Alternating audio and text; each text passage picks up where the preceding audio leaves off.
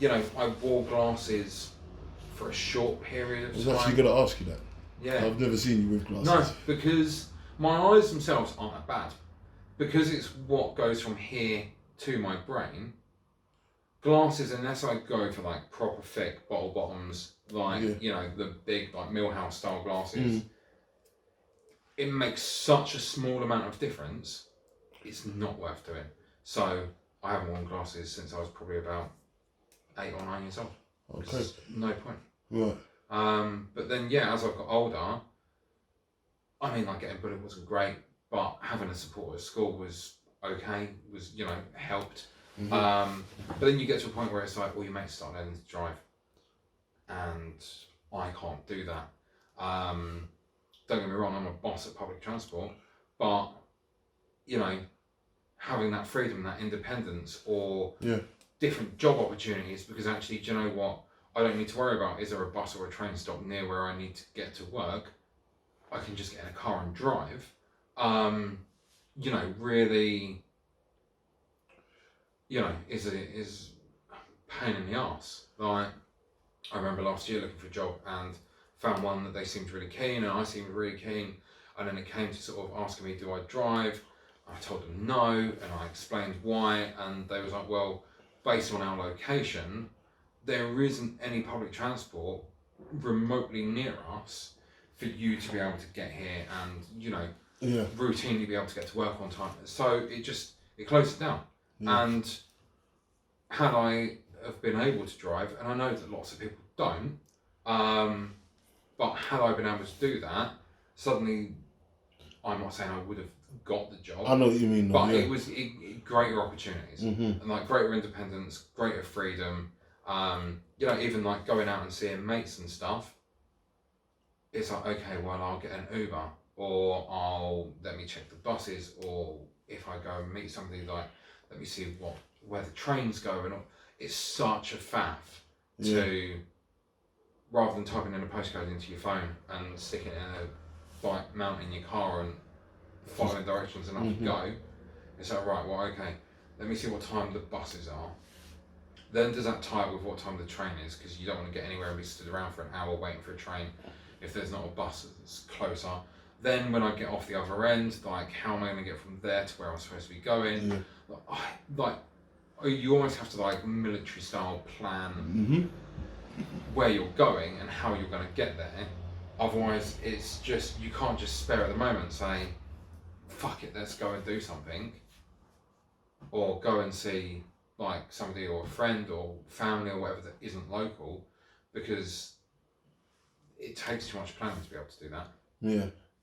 See, it's interesting to me because I think what episode was it? Maybe episode 6, maybe, where I spoke to a guy that he's I think he's completely deaf. I believe. Yeah. And his perspective on it was interesting to me, just because he was, the thing that stuck out to me was that when we was talking about the positive aspects. Yeah. Right, and he was saying that, like, him not being able to hear means that he can almost, he's concentrated, he can concentrate more. It's harder for him to be distracted. Like, if I'm doing work in my house, for example, and the doorbell goes, I hear it, or if my phone rings or I get a message, it's a distraction. He doesn't have that distraction, so he can go, when he's researching whatever he's researching, or he's doing whatever he's doing, or he's reading a book or whatever. That was just the example that stuck in my head. That was something that I had never thought of as a person who can hear perfectly. Yeah. Well, if you listen to my missus, I can't. But that's selective hearing. Selective hearing. Right. So, but yeah, do you know what I mean? So, are there any examples like that you've got where rather than say it's been a benefit to you, but do you get what I mean? The only thing that I would say is probably my hearing probably almost compensates for my like downfall in my vision. Right. Like, I hear things. If someone's sat quietly trying to have a conversation, I can probably pick up on most of what they're saying. Yeah. Like even if I'm doing something else, like I wouldn't say that I've got superhuman hearing by any stretch of the imagination, but when one sense lets you down, another will sort of pick up, or that's experience that I've found.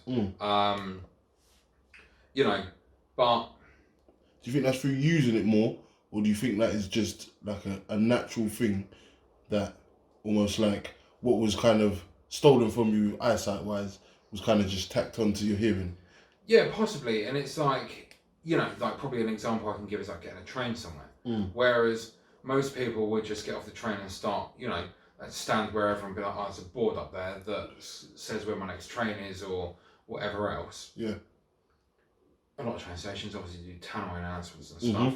Even if it's a busy train station, I can pick that out and listen and be like, right, that's where I need to go, rather than trying to find, and there have been times when I've stood there with my phone at King's Cross, for instance, their departure board is like about a mile in the sky. Yeah. And you're like, wow, yeah. So I'm like, phone out, zooming in, or I'm checking an app on my phone. And I'm at the point now where I just wait and it's just like, the train going to blah, blah, blah, is departing from platform blah, blah, blah at such and such time. And it's like, cool, I know what platform I've got to go to. Doesn't matter if there's a crowd of people around me or like late on a Friday or Saturday night coming back from a gig or something and there's like pissed people shouting and stuff. I can still hear that and I know where I've got to go. And again, like King's Cross is a good example. I've been there enough times that I know the layout. So you tell me what platform I need, I know where I've got to go. Yeah. But yeah, then there's been other times where I've gone places that I've got no idea what the layout's like. And it's almost like a bit of like follow the crowd. It's like I can't see, for instance, necessarily where the exit is, but I assume most of these people are probably going that way. So follow, and then I might spot a sign and be like, yeah, I'm definitely going the right way. But it's like, you know, you almost sort of put your trust in this herd of people that have no idea that you're like trusting them to lead you in the right direction. But yeah, I mean, I wouldn't say that I've had any like majorly like bad experiences. I was gonna ask if you vulnerability. Sorry to cut you, but I'm just saying that does. You know, I try my hard. I'm very presumptuous. So I'm trying my hardest. Away, mate. I'm trying to like pose my questions in a way that's not presumptuous, but I'll be the best. I'll do the best I can. Yeah. So wouldn't not being able to see clearly in all aspects of your life create some sense of vulnerability when you're in an unfamiliar place? Oh, for sure. Like, you know, walking along at night, like, and I can hear that there's some supersonic hearing. Somebody like behind me, or someone else is, or there's a group of people, and well, somebody else might be able to turn around and be like, they don't know, they pose a threat. Yeah. Well, you know, I'm sure there's lots of examples of times where people thought that there isn't a threat, and it turns out there is. Yeah. All I hear is, you know, for instance, and I don't want to like stereotype, and you're on your own, and while I'm not a small dude, one versus multiple is never a good idea. Yeah. And you sort of think, fuck, like, sort of head down, pick up the pace a bit. Like, and there have been times where people walk past me, and no drama. Like, I've never had a negative experience, but I'm acutely aware of what's around, who's around, like what can I hear, and the potential for there to be. Yeah, and the potential to be, because I'm sure the last thing anybody wants is to get like jumped or mugged or you know, something more serious, some altercation. Yeah, and I mean in other aspects, like, you know, public transport, what's the worst that can happen? I get on the wrong train, I then get off the train and have to go back again. Which fortunately hasn't happened, and I think it's, and again from experience, like, you know, if I'm not sure of where to go, or there's not been a tannoy announcement, or I can't really see, and there's nothing on an app telling me what I can ask a member of staff, and they're always like pretty good. No one's ever been an arsehole about it. But yeah, you know, it is a constant. Almost everything I do in life, and I'm not like, definitely not a violin moment, but there is, everything I do is almost dictated on by my eyesight. So getting a new phone, while there are some great looking small screen phones out there, and would I, in an ideal world, maybe look at those? Yeah, probably. But it's like, okay, well, do you know what? I want a phone with a bigger screen, because actually then that makes it easier for me to see. When I started my job, I was very open with them. And again, this is one of those things that I never bring up in the first interview. If it's a second interview situation or I'm offered the job, then I will mention it, because I want to be interviewed on my merits and that I am a suitable candidate to do the job. I don't want somebody sat there thinking, while no employer would openly admit to doing it because you can't discriminate and all the rest of it, if someone sat there going, Dan's really good, but what are we going to have to do to accommodate him? That then almost puts like a small amount of doubt into, is this the right person for us to employ? Whereas if I, like my current job, I was offered the job on the spot in my first interview. And at that point, I then said, do you know what, I'd love to come and work for you. But obviously there is, I want to tell you about like my disability, is a disability. And obviously explain that. And they was like, that's fine. What can we do to help you to do your job? And I was like, literally, a couple of, I used 2 monitors at work. It was like, I'd need bigger monitors. Everyone else has sort of got them on stands, sort of sat at the back of their desk, with no real flexibility to move them. I was like, that's not going to work. They got me 2 swing arms, so my monitors are on there. I can move them around. I can do whatever. Fantastic. Even to the point where I said, they've got that crappy office lighting, and a normal sort of keyboard that almost has that sort of curved keys. A lot of the time you get light reflecting off of that. Right. And I said, to the point where I was like, that can I have a keyboard with flat keys? Because then that way there's no, and they got me a wireless mouse and keyboard so I can move it around and do whatever so I'm comfortable. They've been nothing but understanding with that, which is great. But that's not the experience I've had all the time. That's what I was going to ask you. Is that how rare is that?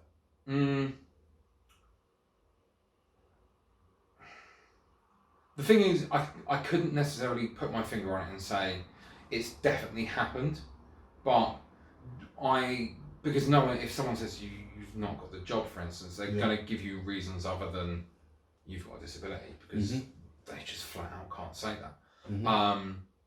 But there have been times where you sit there and you're talking away and you're answering questions, and they're scribbling notes down and they're looking really pleased, and you're thinking, I might not necessarily have won the job at this point, but I'm clearly in contention here because of, you can read people's body language, and while people try and remain poker faced in an interview, it doesn't always happen. And then you get to the point where you mention my eyesight, and suddenly it's a case of, all right, okay, yeah, well, I'm sure we can do something about that. I can't see that being a problem, but it's almost like they're saying that because they have to, not because they genuinely think that it's not going to be a problem. And until you can almost sort of get to a point where you can start giving people examples, people just prejudge. Everybody does it, and no matter what it is, you hear a piece of information and you already start forming an opinion on it. So yeah, I mean, while I can't say that I've got concrete evidence, the only way I could probably explain it is when I sort of turned 16 and wanted to get a sort of Saturday job. Again, goes back to my point against, I wasn't against getting a job. But, I would put on, application forms, would you consider yourself to have a disability? And I, being an open and honest person, yes, wrote down whatever on there. Never got an interview. And it's my mates are applying for jobs at Tesco's and B&Q and all just shitty Saturday jobs. But everyone's like getting interviews and getting jobs, and nobody would give me an interview. Never got a single response, not an interview, nothing. There was nothing else on that application, even at like 16, 17. I mean, what can you write on there that's bad? Like, I'm at school, I'm doing my A-levels, don't have any work experience, you would be my first job. Why, you know, at what point are you not being considered? What's the reason why you're not being considered? And it ended up taking my mum, thankfully, to speak to somebody that she knew that worked at Primark, who was quite good friends with the manager, to say that this is the situation. While we're not saying give Dan a job, at least give him an interview. And you know what? I had an interview at Primark and got the job because somebody gave me enough of a chance to turn up and express myself and talk about myself and what I want to achieve and all the rest of it, all the things that you do in an interview. And from that got given a job. Did I fucking like working at Primark? Absolutely not. Did I just quit after like 18 months? Totally, because it was like a prison. Brain numbing. Oh mate, to the point where you were told you're not allowed to talk to other colleagues. Like, do your job. We don't want to see you talking to other members of staff unless it's literally about work. You were not allowed. And they had this woman, I won't mention her name, but she, like, we refer to her as like Hitler. Like, literally, you big booming voice, you'd hear her before you saw her, and you think, oh fuck, she's coming. Like, look as if you're like, you know, fuck off. Like, don't be around me because we're all gonna get bollocked for like. Even if you were stood there doing something work related, but you were having a wasn't allowed. And I was like, fuck that. I'm not about joining the Hitler Youth at that point. Like, it's just not. It was not for me. I was like I remember it's just after New Year, and I was around my mates. I got smashed the night before, and I sort of woke up on their floor under a duvet. And I looked at my phone, and it was like, oh damn. If you don't come in today, they're going to fire you. And I just looked at the message and went, I'm going back to sleep. I just didn't come in. I was like, fuck it, whatever. But yeah, like, so yeah, I mean, that's sort of some of the experiences really with like my eyesight and stuff. Yeah, and it's not something that's ever going to change. I used to go to Moorfields Eye Hospital once a year. I haven't been for years. It was at the point where like it was routine. I'd go once a year. They would do like your normal sort of eye tests, like, you know, with them glasses and different lenses and all the rest of it. You do all that. Then I'd go and see like the professor or one of his colleagues that sort of dealt with like my condition. They would put drops in my eyes, open my pupils up, look at the back of my eyes and all the rest of it. And then it'd be like, well, there's nothing we can do. Come back and see us in a year's time. And I think the last time I went, there was potential talk of maybe they found something that might help. But because I'm so far down the line in terms of severity, I was like, well, where do I stand in terms of like, you know, being included in some trials, or if it sort of gets to that point, they was like, I don't think anything would happen 10, 15, 20 years. You're so far down the line, there are lots of people that have got it worse than you, that they're the people we're going to focus on. And it got to the point where I was just like, I'm spending time, effort, and money. Yeah, like, I'm coming for you to go, nothing's changed, see you in a year. All the way into central London. You know, and I'd have to go with somebody because the drops they put in my eyes open them up. So the moment you go into like daylight, your pupils are like this, and you're like, oh, I can't see because so much light being let into your eyes. So you'd have to go with somebody that can then help you get back on the tube and on the train and get home again. So it's like two people have got to go, spend a few hours there, because your appointment was never just one after the other. To then come back home and be told, oh, nothing's changed, nothing we can do, see you in a year. There's only so many years you can do that, but you think, fuck it, I'm not doing it anymore, what's the point? Like, it'd be interesting maybe to sort of go back again now and see, but ironic, see. But as soon as I said it, I was like, there we go. But yeah, I mean, it'd be interesting to see if there's anything that they would say is different, but I highly doubt it. I sort of look and see whether there's, anything sort of been posted online. That's what I was going to ask. Was it, see, that last time that you went there, yeah, and they were saying there's maybe be included in trials or whatever. Oh yeah, no, it's still not got no further forward. Yeah, so what sort of things were they talking about? Was it surgery? Was he talking like laser stuff? No, they never even went into that much detail. They were like, oh, we think we might have found something that we can explore and to see whether or not that's going to be able to make a difference. Yeah. But there was never any talk of how that was going to happen, right. What that involved, and I almost wondered whether or not it was a case of, because it's genetic and because it develops, when you're an embryo and a fetus and all the rest of it before you're born, whether it's something that they can do that then prevents it from happening in the first place. Okay. Rather than a cure as such now, it's like, can we prevent it from happening rather than fixing it after it's already happened? Who knows? Never got that much information, and I've looked over the years, and I've never seen anything come from it. So you just think, if I saw one day miracle cure, or oh mate, I'll be on the phone to my GP, get me re-referred.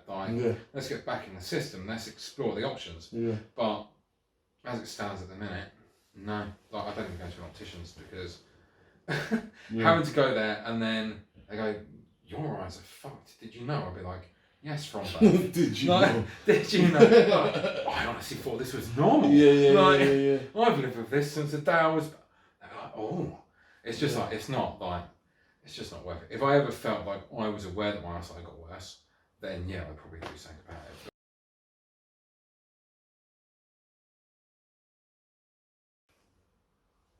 Alright, let's move off family and your eyes. Okay. Alright? Alright.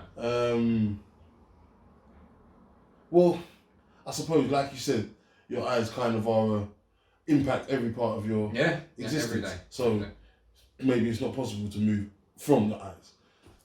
Alright, so what about... Around it. Huh? We can work around it. Yeah. So let's talk about kind of love. Oh God. Yeah. How did I know this was coming? Well, kind of, you know what I mean? I wouldn't quite class myself as a romantic, but it's definitely a subject. Over it, yeah? No. I wouldn't quite class myself as a romantic, but I would definitely kind of class myself. I'm definitely interested in that subject. And well, you know some of my stories. So. I do, and you can share as many of those as you'd like. I don't know if one of them are appropriate. But, but what I will, first I'll ask you for your definition. What is love to you? And I'm talking about romantic now. The romantic. Not the broad term that gets thrown around. Yeah. This is definitely a cigarette type of topic. What is love? Baby, don't hurt me. Don't hurt me no more. I couldn't let it go, man. I couldn't let it go. I'll just slip it in. See, now if I was a psychiatrist, I'd be like, Dan, you're right. You associated love with pain.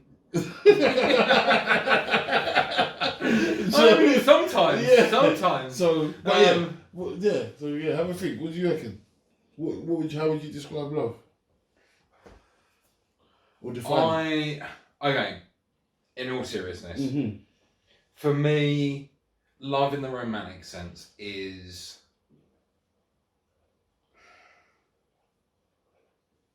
being part of a team, and I mean, in all aspects, genuinely sharing your life with somebody and them sharing their life with you, building together, supporting each other, through good times and through bad. And I've said this before, and I will say it again. I would want to be there for somebody and have somebody be there for me at my lowest, and know that I've got that person in my life, and vice versa, as well as having somebody at like my best moments, because that whole range of good to bad and bad to good affects everybody in different aspects and happens at different points in people's lives. And you know, I don't want somebody, or I don't want the sort of love that is somebody wants to stick around when things are good, but when the shit hits the fan, they don't know how to cope and they walk out the door. Yeah. That to me then isn't love.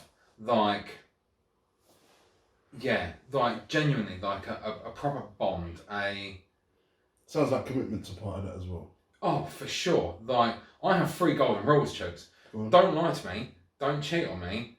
Don't mess me around or play games. I find a lot of people fall at hurdle number 1, some at hurdle number 2. But yeah, like a committed, loyal, loving, caring, supportive, emotionally as well as physically intimate relationship, to me, is what I would define as love.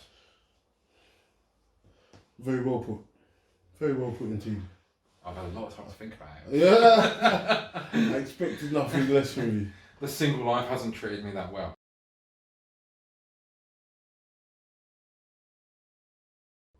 You were or are or were married?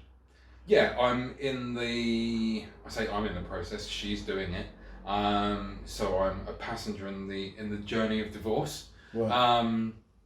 Yeah, we were married. We were together for 8 years, give or take a couple of months. We got married after sort of 6 years. Vegas wedding, classy as fuck. Genuinely, I've got the photos, I'll show you. Yeah. And then it got to the point where she really badly wanted a child. Now,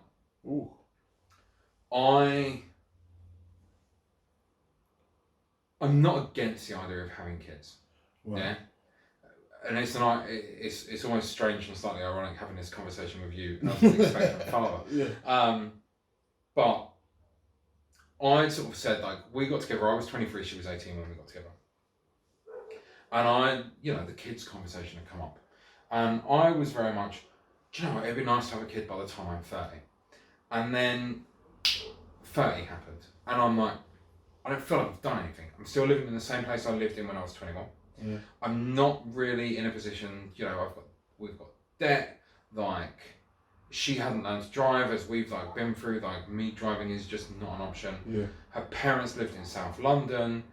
The thought of, and I know people do it, but the thought of doing a bus, a train, a tube, a train, a walk to take our child to her parents and then doing that journey on the way back again, fuck that. Aggro. So I was like, I don't want to have a kid.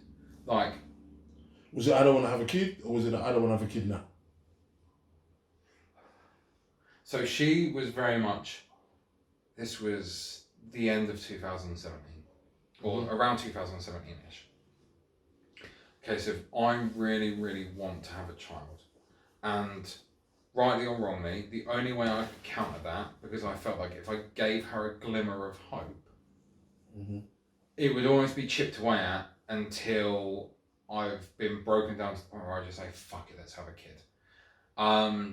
Which I don't think is the right circumstances to have a child. If someone's pressured you into having a kid, your heart's not really in it at that point. Yeah. So I was like, I don't want to have a kid. And then we spoke about it more, and she basically hit me with an ultimatum in November of 2017. It was, if you're not prepared to get me pregnant in the next 12 months, I mean, by this point, our sex life was fucking dead. She wasn't on any contraception, while I didn't and don't mind using condoms. And I never thought, I didn't genuinely think that she would be the sort of person that would poke holes. Oh, that's broke, what a shame I'm pregnant.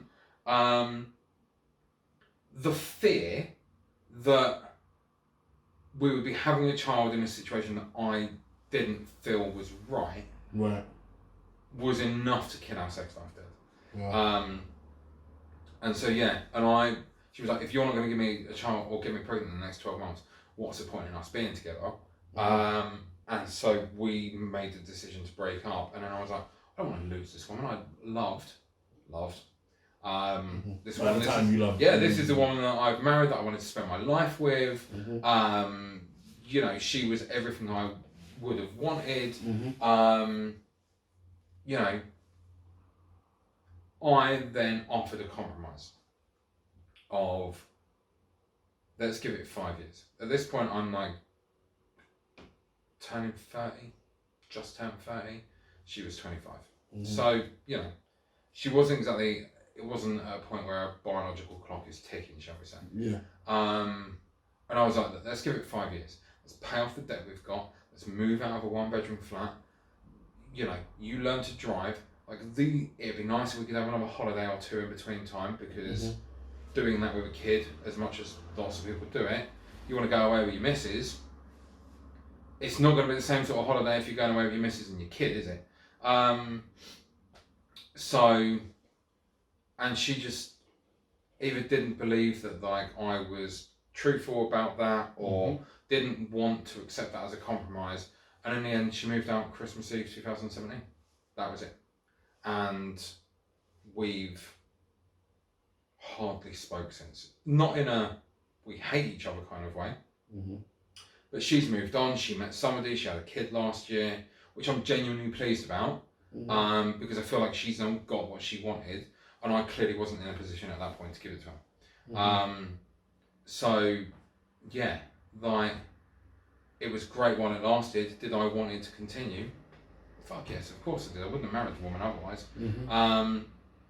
But yeah, we just got to a point and there was no meeting in the middle. So how did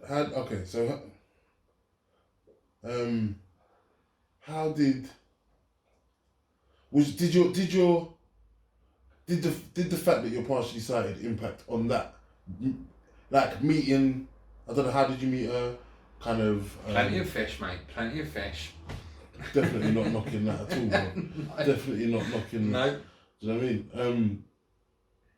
But so you've been, as you said, you've been partially sighted your whole life. Yeah. So you've met her. Yeah. And you built this relationship. Yeah. How did it affect your relationship?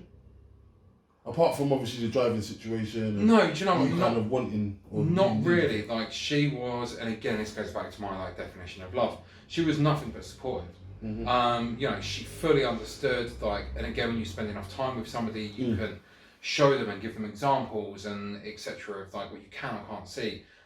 So she was nothing but supportive, nothing but understanding. You know, I mean, you're sat on my sofa there. Usually that is about 3 foot from the front of my TV. And she didn't mind. Like, she knew that if I was sat further back, I'm not going to have a great viewing experience. Did she realistically probably want to sit that close? Probably not. Yeah. But, you know, she did it because she knew that it was the only way that we could both do something, like sit and watch TV together or watch a film or whatever else. So yeah, I wouldn't really say that had any impact in terms of how we were as a couple. Was never sort of thrown in my face or a cause of an argument or a reason to, like, disagree about something or anything like that. It was never the case. Which I'm pleased about, because, you know, again, that's what you want, somebody that's supportive and caring and understanding. But yeah, I mean, it was that never played a part.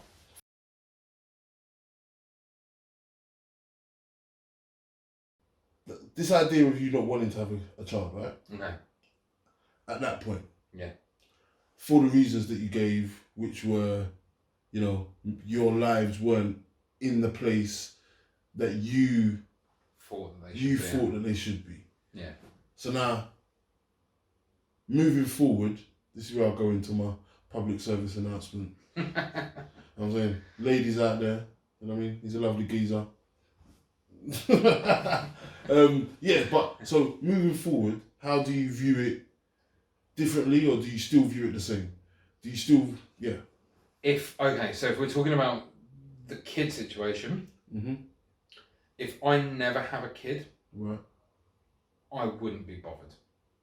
Like, is there a part of me that thinks it'd be nice to have a little mini-me running around? Mm-hmm. Yeah, like, of course. Yeah. Do I understand the effect and responsibility and situation that comes with having that? Mm-hmm. Yeah. Mm-hmm. Does that scare you?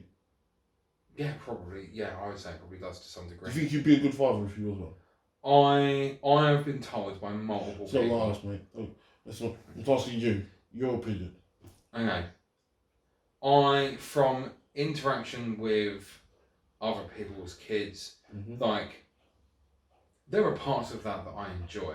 Yeah, like, you know, sitting and playing with someone's kid, or like, you know, shit like that is great. But then I also think, do I want to change a nappy filled with shitty cake? Mm-hmm. Like, nah, mate. Like, it's bad enough dealing with my own crap, let alone somebody else's. But do you think? Don't. Because this is as you said, it's ironic that we're having this conversation. Yeah. You know what I mean? I've got 4 months left until my first child is here, right? Yeah. But so when I think now, I'm very much thinking about the lessons that I can impart on this new child that's coming. Yeah. This almost blank canvas. Yeah. Right?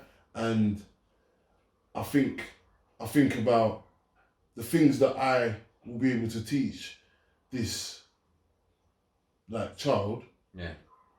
That will almost, without sounding too dramatic, but it's kind of actually how I see things. Yeah. It's kind of almost improving the state of the world. Yeah. Because I kind of like myself, and I kind of like my philosophy on things, and I kind of like the way that I view and interact with the world, and I feel like the things that I can teach and share with a child would improve the world in some way. Yeah. So is that something that do you think that your perspective and your view and the way you would parent would be of benefit to a child, and is that any sort of reason to want to have a child or not? Good question. Thanks. Really good question, actually. Well done, you. Give yourself a pat on the back, mate. It's already done. Short answer is I don't know. The long answer is I think I would say that morally and ethically, a lot of the things that I believe in, etc., you know, people can have differences of opinion, and politics probably is one of those things. But yeah, like, I wouldn't say that I'm an arsehole. Like, I would want my kids to be raised right, and I would want them to be an upstanding member of society, and I would want them to contribute and do all the things that you would want your child to do and achieve and have, etc. Do I feel that at the moment I am remotely in the right place to be able to do that? No. Like, you know, for instance, and I know it's not been brought up, but like, you know, I'm quite happy to talk about it.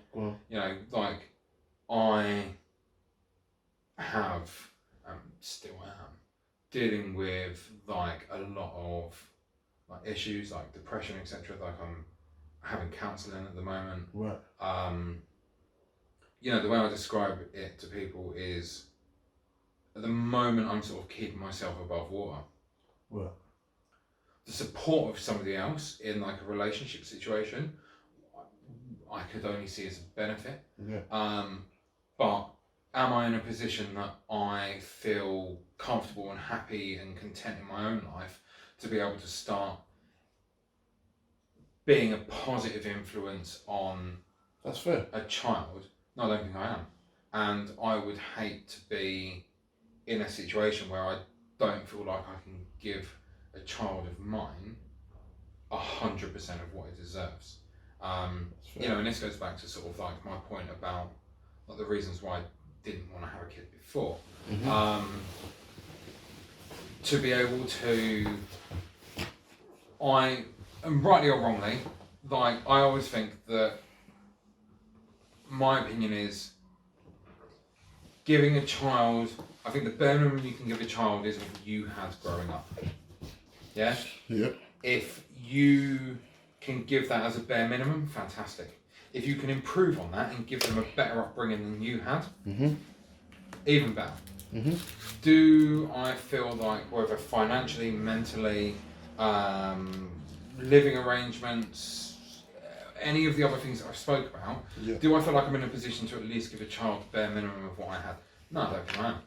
And I, you know, probably for different reasons now than a couple of years ago, but even then I didn't think, you know, would I want a child of mine to have a bit of outside space to run around in as it got a bit older? You know, even a postage stamp sized garden. Yeah, of course. Yeah. Would I want, you know, to be able to know that we can get our kid to and from their friends, or like have the money to like pay for school trips and that sort of shit? Like, yeah, of course. Was I in a position to do that then? No. Am I in a position now to probably mentally cope with the demands and, you know, the positives and the negatives of, negatives is probably definitely the wrong word, but like the challenges, maybe. The challenges, we'll go with challenges, the challenges of having a child? No. Like, would I hope maybe at some point in the future that changes? Yeah.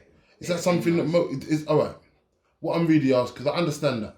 I understand that feeling, and also to counteract that, which is an argument that I've heard growing up, because I've very much grown up of the state of mind of I want to wait until it's the stars of the right time, the stars have aligned, all of that goofy stuff before I do. Now, luckily for me, it kind of worked out that way. Yeah. Right? To be fair. Luckily it did kind of work out that way. But I think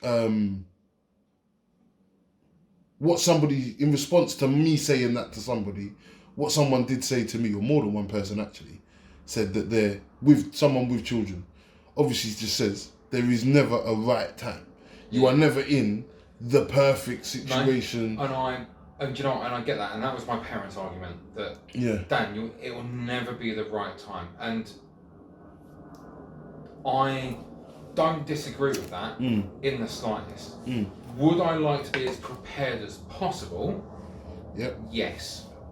Would I like to know that I'm financially stable? Would I like to know that I've got a roof over my head that's not going to go anywhere? Would I like to know that that kid's not going to go hungry? Would I like to know that that kid's going to grow up in a happy household? Yeah. And, I almost went to say like a two-parent household, but I don't think that, especially these days, it doesn't matter. I think that's the ideal situation to start the journey. The nuclear family. I think that's the ideal a mum and a dad, and and I know we live in a world where there's lots of connotations around that, but if we're talking nuclear family, a mum and a dad and a kid, and you've got a house and you've got a job and you might have a mortgage and you've got a car and you have like one holiday a year and that sort of thing. Would I want to be in a position where that's somewhat achievable, or with some hard work I can get to that point? Yeah, fine. Have I felt at any point when kids has been a thing that I'm in a position to offer that? No. And again, never the right time.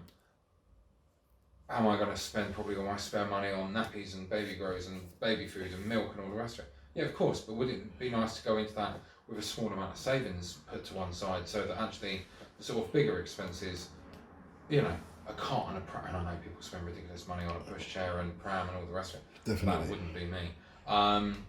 But, those are sort of fairly large expenses in the grand scheme of things.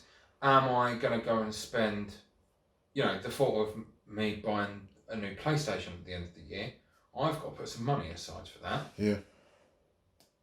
Even when there was two of us together, that's not something that we could have just gone and go, I'm going to go and lump 500 quid on a new PlayStation, and then probably another couple of £100 buying some games and an extra controller and shit. No, that's a put some money aside, or put it on a credit card or whatever else. Yeah. But then you still got to pay for it at some point. Would it be nice to go, well, actually, do you know what? I can go and I can buy you a pram, and I can buy you a pushchair, and you've got a high chair, and you've got these things. And the day-to-day expense of having a kid, you make do and you manage and all the rest of it. But I don't want to be sitting there going, fuck, my kid needs a pushchair, and now I've suddenly got to put money aside to get this. Yeah.